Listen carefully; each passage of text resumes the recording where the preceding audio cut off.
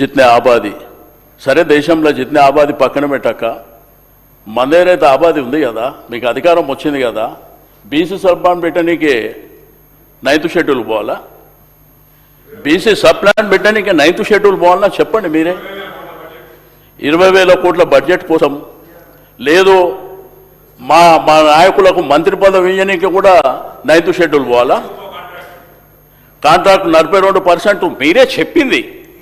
నేనేమి అధ్యక్ష కామారెడ్డి డిక్లరేషన్లో చెప్పింది మా గిరిజన బిడ్డలు వాళ్ళకు కూడా ప్రాతినిధ్యం మీకు ఇచ్చిండ్రు, ఇంకొకరికి అవకాశం ఇవ్వాలి కదా.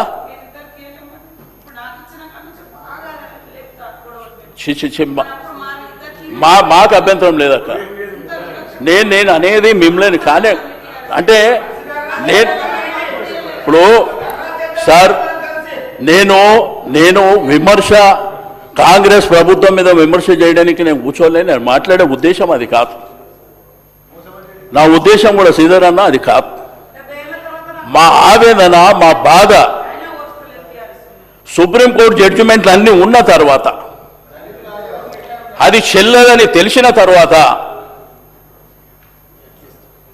మీరు బీసీ కమిషన్ వదిలిపెట్టి డిపార్ట్మెంట్ అన్నారు, ఆర్డినెన్స్ అన్నారు, జీవోలు అన్నారు, కేసీఆర్ పంచాయతీరాజు రిజర్వేషన్ అని చెప్పి పెద్ద మోసం చేసింది అన్నారు.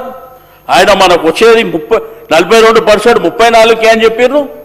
మీరు పోటీ చేసినప్పుడు 18-19%తో పోటీ చేయవలసి వచ్చింది. కాబట్టి నా బాధల్లో అధ్యక్ష ఇంకా ఎప్పటిదాకా మాకు ఇది చేయండి, మాకు అది చేయండి, మా పరిస్థితి ఏంది అని ఎప్పటిదాకా అడుక్కోవాలని మా బాధ. డాక్టర్ బిఆర్ అంబేద్కర్ గారు రాసినటువంటి రాజ్యాంగం ప్రకారం మా హక్కుల కోసం మేము పోరాటం చేయవలసినటువంటి సందర్భాలు ఉన్నాయి. మీరు ఎట్లా నమ్మవలికిందంటే బీసీల కోసం పోరాటం చేసే ఆర్ కృష్ణయ్య గారు,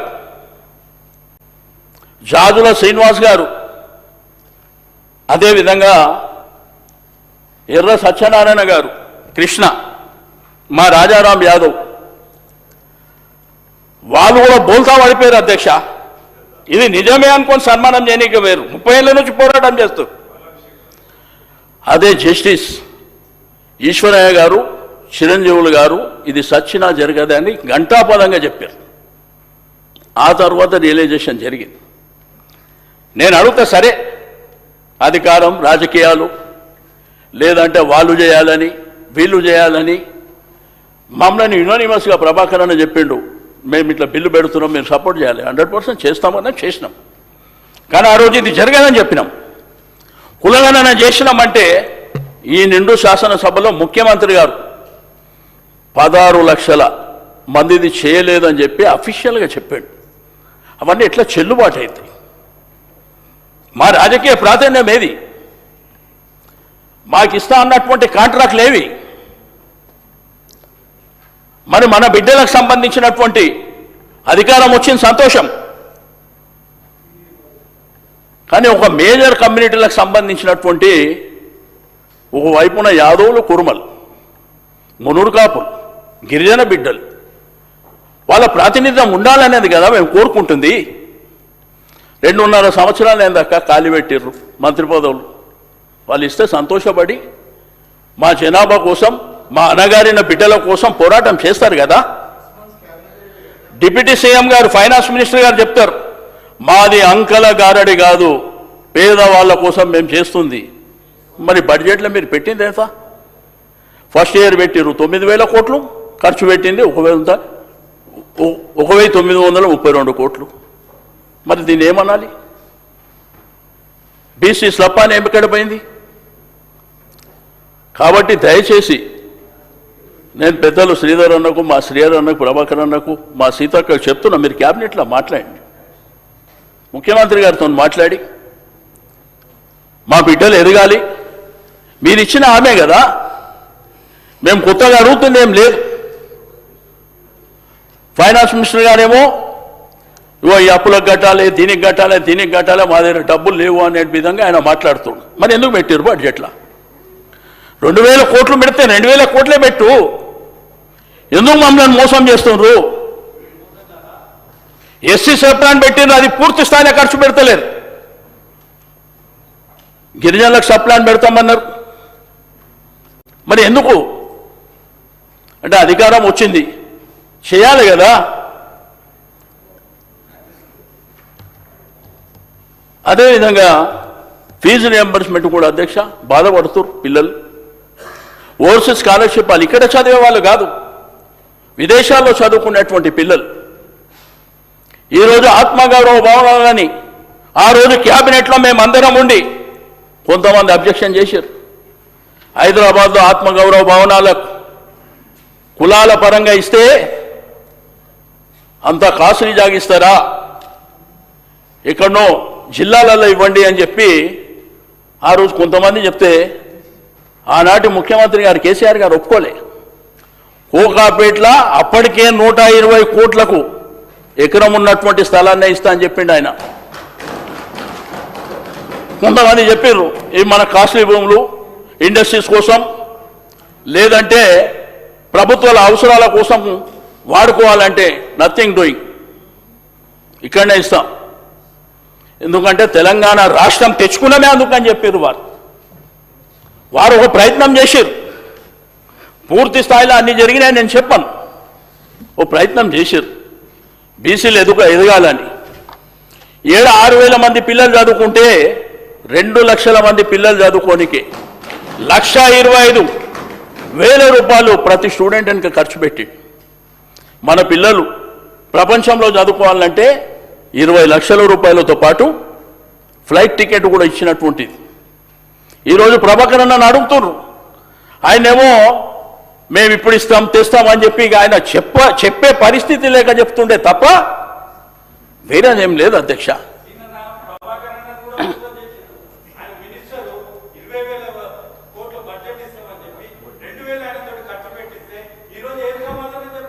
ఏం చేస్తాం చెప్పి ఇప్పుడు ప్రభాకర్ అన్న ఉన్నాడు, మా సురేఖ ఉంది, మా శ్రీయన్ అన్న, ఏం చేస్తాం చెప్పు అధ్యక్ష. మాకు ఇంకా ఓ భయం, గ్రామాలలో భయపడేటువంటి పరిస్థితులు ఇంకా ఉన్నాయి మాకేందంటే ఆ వాతావరణం ఆ రాజకీయాలలో ఎదగాలంటే ఎన్ని దక్కి ముక్కీలు తిని తిని తిని ఒక స్థాయికి వచ్చినాము, మళ్ళా తొక్కేసారేమో అనేటువంటి భయం. కానీ నేను ఒకటి మాత్రం నిండు శాసనసభలో చెప్తున్నా, ఈ ప్రపంచంలో అనేకమైనటువంటి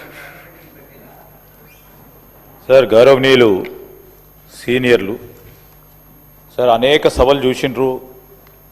బలహీన వర్గాలకు సంబంధించిన అంశంలో రాహుల్ గాంధీ గారు ఇంతకుముందే మా సహచరులు శ్రీహరి గారు చెప్పడం జరిగింది అధ్యక్ష. చరిత్రలో తప్పిదాలు జరుగుతాయి, దాన్ని సవరణ చేసుకోవాల్సిన బాధ్యత కూడా మా పైన ఉందని విశాలమైన హృదయంతో రాహుల్ గాంధీ గారు చరిత్రలో నిజంగానే చెప్తా ఉన్నాం సార్, ఏ నాయకుడు కూడా వెనుకకు పోయి చెప్పాడు, చరిత్రలో తప్పు జరిగింది దాన్ని సవరణ చేస్తామని ముందుకొచ్చిన మహానాయకుడు సార్ రాహుల్ గాంధీ గారు.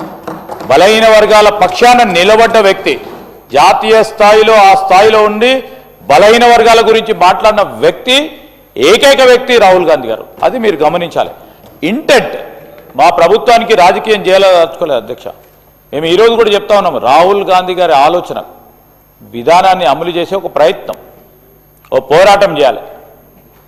ఆ క్రమంలోనే ముందుకు నడవాలని ముఖ్యమంత్రి రేవంత్ రెడ్డి గారి నాయకత్వంలో, వారు ఉన్నత వర్గానికి సంబంధించిన వారైనా కానీ ఈరోజు అందరి బలహీన వర్గాలకు సంబంధించిన మా నాయకత్వం ఉంది ఇక్కడ. భయాందోళనతో ఎవరు లేరు అధ్యక్ష. పెద్దలు శ్రీనివాస్ యాదవ్ గారు చెప్పినట్టు మా పొన్నం ప్రభాకర్ గారు ఎన్ఎస్యుఐ, యూత్ కాంగ్రెస్, అదేవిధంగా సీనియర్ కాంగ్రెస్లో పోరాటం చేసిన వ్యక్తి, ఆయన ఎవరికి భయపడడు.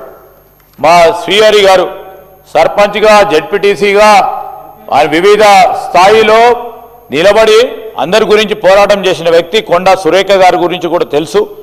బలహీన వర్గాలకు సంబంధించిన మా నాయకులందరూ కూడా ఈరోజు మాట్లాడి శక్తి గల ఉన్న నాయకులు అధ్యక్ష. ఎక్కడ కూడా ఎవరు భయపడే ప్రసక్తి కూడా లేదు వారు. ఈరోజు మేము చెప్తా ఉన్నాం, అంత నాయకత్వం ఉంది మా దగ్గర అధ్యక్ష. మేము అడుగుతా ఉన్నాం అధ్యక్ష, వారు ఒక్కరో ఇద్దరో ముగ్గురో మా మంత్రులకు సంబంధించిన ఎక్కడైతే ఇంకా అవకాశం ఉందో వారిని నింపాలంటున్నారు. తప్పులేదు అధ్యక్ష. అది కూడా మాట్లాడినరు, ఇది కూడా మాట్లాడినరు. కేటీఆర్ గారు ఈరోజు మేము అడుగుతా ఉన్నాం, పోరాటం చేస్తున్నప్పుడు పోరాటంలో మేము కూడా వచ్చి కలుస్తాం అని బీజేపీ వారు కేంద్రంలో ఉంటే వారికి వ్యతిరేకంగా పోరాటం చేయాలని మేము ఢిల్లీలో పోరాటం చేస్తే కలిసి రండి అంటే రాలేదు. బీజేపీ వాళ్ళతో భయపడ్డారో మాకు తెలియదు. సరే రాలేకపోయారు. ఈరోజు మేము ఏం పోరాటం చేస్తున్నాం అధ్యక్ష? ఈరోజు డెడికేటెడ్ కమిషన్ ద్వారా ప్రక్రియను మొదలుపెట్టుకొని ముందుకు నడవండి అని కోర్టు జడ్జిమెంట్లకు అనుగుణంగా ఒక ప్రయత్నం చేసినాం. రాహుల్ గాంధీ గారు హైదరాబాద్కు సంబంధించి వారి సందర్శన సమయంలో బలహీన వర్గాలకు సంబంధించిన మీటింగ్ ఏర్పాటు చేసినప్పుడు ఓ మాట చెప్పిన అధ్యక్ష, పోరాటం చేస్తూనే ఉంటాం, మేము ప్రభుత్వంలోకి రాగానే ఖచ్చితంగా చేసి తీరుతాము, ఈ పోరాటంలో ముందుకెళ్తామని చెప్పడం కూడా జరిగింది అధ్యక్ష. ఈరోజు సీతక్క గారు చెప్పింది ఏంది? మా లక్ష్యం, మా ఆలోచన, మా ఉద్దేశాన్ని చెప్పాం. మీకు ఆ ఉద్దేశం కూడా లేకుండే, మీకు ఉద్దేశమే లేకుండే అధ్యక్ష. ఈరోజు శ్రీనివాస్ యాదవ్ గారి గురించి శ్రీనివాస్ యాదవ్ గారి గురించి మా సోదరులు అన్నారు, వారి నాయకుడే. మీ నాయకత్వం గురించి మేము ప్రశ్నించలేదు అధ్యక్ష. ఈరోజు మీరు నాయకుడు అయితే బాగుంటుందని ఆశించిండ్రు తప్ప ఇంకేం ఆలోచన చేయలేదు. ఈరోజు మేము స్పీచ్లు ఇవ్వటం కాదు, మా ఆలోచన, మా లక్ష్యం చెప్పడానికి ప్రయత్నం చేసినాం అధ్యక్ష. ప్రయత్నంలో ఉంటాం అధ్యక్ష. ఇంకా 2 సంవత్సరాలు కానీ, సంవత్సరం కానీ, నెల కానీ ఆ ప్రయత్నంలోనే ముందుకు సాగే కార్యక్రమం కూడా చేయటం జరుగుతుంది. రాహుల్ గాంధీ గారు అదేవిధంగా పార్లమెంట్ సభ్యులు సార్, ఈరోజు రాహుల్ గాంధీ గారు మా కాంగ్రెస్ పార్టీకి సంబంధించిన పార్లమెంట్ సభ్యులు, ఇండియా కూటమికి సంబంధించిన పార్లమెంట్ సభ్యులు కూడా రాష్ట్రపతి దగ్గరికి వెళ్ళి ఈ బలహీన వర్గాలకు సంబంధించిన రిజర్వేషన్ గురించి కూడా ప్రయత్నం చేసిన అధ్యక్ష. ఈరోజు మేము చెప్తా ఉన్నాం అధ్యక్ష, పోరాటంలో కలిసి రమ్మంటే మా శ్రీనివాసరావు గారు ఇటు అటు తిప్పి మేము చేస్తా ఉన్న ప్రయత్నానికి నీరుగార్చే ప్రయత్నం చేయొద్దని మేము కోరుతా ఉన్నాం అధ్యక్ష. మా లక్ష్యాన్ని, మా ఉద్దేశాన్ని, మా కమిట్మెంట్ని, మా కన్విక్షన్ని ఈరోజు మీరు శంకించొద్దని మీరు చెప్పండి సలహా సూచనలు ఏం చేయాలని. ఇప్పుడు ఈ విధంగా మేము ముందుకు సాగినాం. దాని తర్వాత ఏం చేస్తే బాగుంటుంది? కలిసి పోరాటం చేయాలనుకున్నప్పుడు రండి, పోదాం ముందడికి. ఈరోజు అనుకోగానే అన్ని సాధిస్తామని ఎవరు కూడా అనుకోరు. ఒకటి తర్వాత ఒకటి సాధించే కార్యక్రమం పోతాం. ఈరోజు మీరు చెప్పిన అన్ని అంశాలు కూడా రాసుకొని మా పొన్నం ప్రభాకర్ గారు తప్పకుండా సమాధానం ఇస్తారు.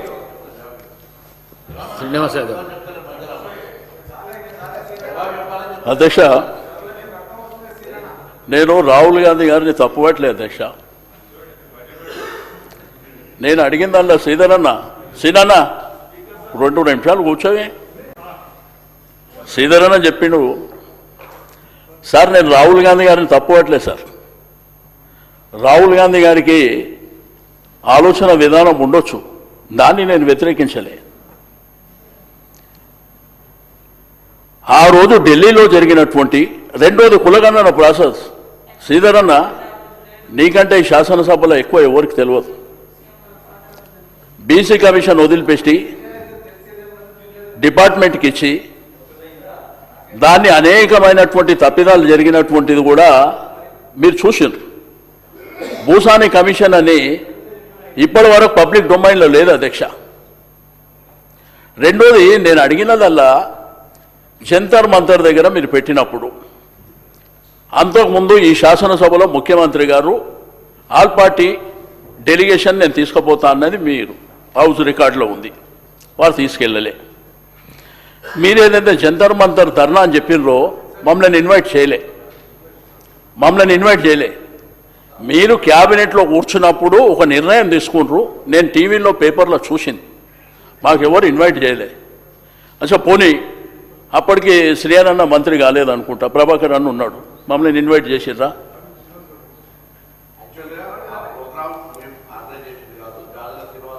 చేసి మీకు కూడా ఆహ్వానం ఇచ్చినాం, మమ్మల్ని పిలవలేదు. వాళ్ళు బీసీ ఆర్గనైజేషన్ మీకు కూడా ఆహ్వానం ఇచ్చినామని చెప్పినారు. అందరం కలిసి మేము కూడా అందరం పోయినాం.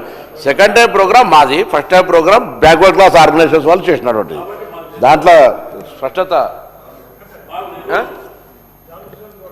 మాకు సంబంధం లేదు, మాకు ఆ విషయం తెలియదు.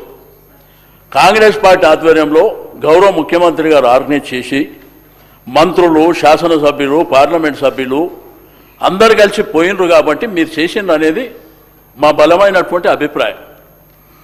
కానీ అక్కడ పార్లమెంట్ జరుగుతుంది, మీరు పోయినప్పుడు రాష్ట్రపతి గారు అపాయింట్మెంట్ ఎందుకు ఇవ్వలేదు, ఎందుకు అడగలేదు? రెండోది ఉండనన్నా చెప్పనేండి, పర్లేదన్నా పర్లే. అక్కడ ధర్నా జరుగుతున్నప్పుడు విశాల హృదయం ఉన్నటువంటి రాహుల్ గాంధీ గారు ఎందుకు రాలేదు అనేటువంటి అడిగిన మనకు ఏఐసిసి అధ్యక్షులు మల్లికార్జున్ ఖర్గే గారు ఎందుకు రాలే? మీకు పార్లమెంట్లో ప్రైవేట్ మెంబర్ బిల్లు పెట్టే అధికారం మీకు ఉంది. 170-180 మంది ఇండియా అలయన్స్కు సంబంధించినటువంటి పార్లమెంట్ సభ్యులు ఉన్నారు. ఒక గంభీరమైనటువంటి కార్యక్రమాన్ని మీరు ఒక ప్రభుత్వంగా ఢిల్లీకి వచ్చి అక్కడ జంతర్ మంతర్ దగ్గర ధర్నా చేసినప్పుడు ఎందుకు భాగస్వామ్యం కాలేదనే ఆవేదన చెప్తున్నాం. తప్పేముంది? మా సీనియర్ అన్న చెప్పిండు, శ్రీహరన్న బలవంతుడు, మా సీనన్న, మా ప్రభాకర్ అన్న. నేను వాళ్ళను ఉద్దేశించి చెప్పలే సార్. మా వాళ్ళు ఇంకా గ్రామాలల్లా కింది స్థాయిలో వీళ్ళ జోలికి పోతే ఏమవుతుందో అనేటువంటి ఒక భయానకం, రాజకీయాల్లో పైకి రాలేక. బట్ సందర్భం వస్తుంది, మాతోని రిజర్వేషన్లు అడిగే సందర్భం కూడా వస్తుంది. అది చరిత్ర చెప్తుంది, అది ఇవాళ రేపా భవిష్యత్ అనేది నిర్ణయించుకుందాం. కానీ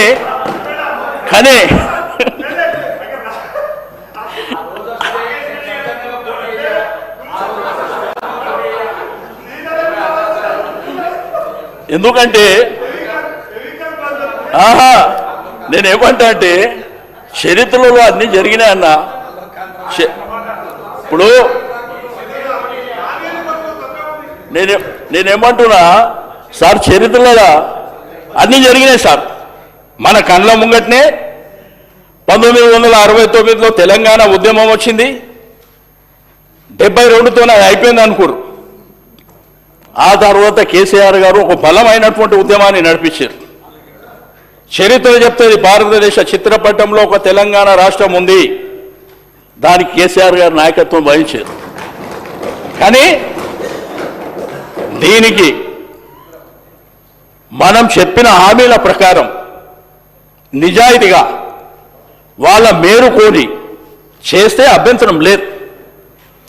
కానీ గ్రామాలలో అధ్యక్ష చదువుకున్న పిల్లల సంఖ్య పెరిగింది. 15-20 సంవత్సరాల క్రితం లేదు. వాళ్ళు చదువు అంటే లేలే, మనం ఏదైనా వ్యవసాయం చేసుకుంటామని, కులవృత్తి చేసుకుంటామన్న పరిస్థితి ఉండే.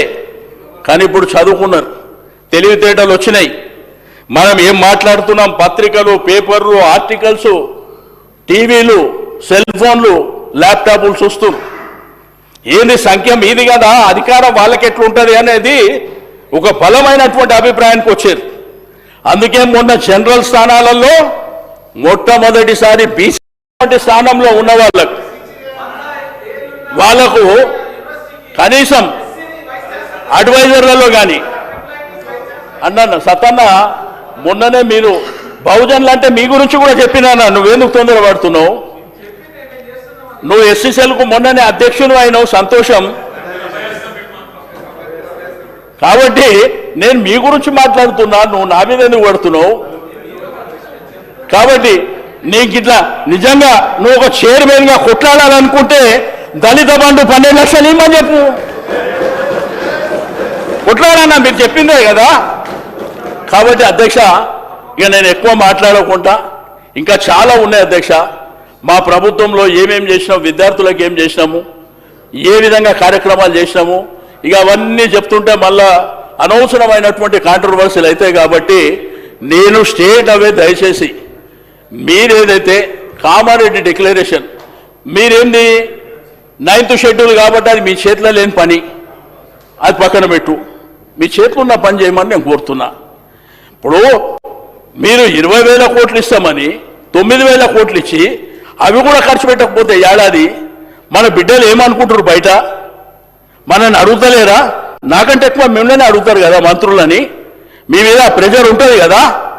కాబట్టి దయచేసి ఇవన్నీ చేయాలని కోరుకుంటూ నేను నాకు ఇచ్చినటువంటి అవకాశానికి ఈ విషయంలో మీకు క్లియరెన్స్, మీరు తప్పకుండా ఇవి ఇంప్లిమెంట్ చేస్తామంటే తప్పకుండా మేము కూడా సపోర్ట్ చేస్తామని చెప్పి తెలియజేస్తూ సెలవు తీసుకుంటున్నాను. శ్రీ